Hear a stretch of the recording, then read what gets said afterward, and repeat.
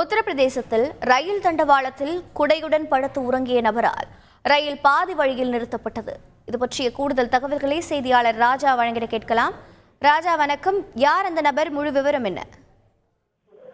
வணக்கம். உத்தரப்பிரதேச மாநிலம் பிரகராஜ் முதல் பிரதாகாபூர் மார்க்கத்தில் ரயில் சென்று கொண்டிருந்த போது பிரகராஜ் உள்ள மௌலியாமாவை சுற்றி இந்த சம்பவம் நிகழ்ந்துள்ளது. ரயில்வே தண்டவாளத்தில் ஒரு நபர் தூங்கி கொண்டிருந்தார். அவர் கொடையுடன் தூங்கி கொண்டிருக்கும் வீடியோ காட்சி தான் வெளியாகி இருக்கிறது. ரயில் ரோக்கு முதல் ஹார்ன் அடித்து அவரை அகற்றுவதற்கான முயற்சியில் ஈடுபட்டிருந்தால் ஆனாலும் அவர் அசராமல் தூங்கி கொண்டிருந்திருக்கிறார்.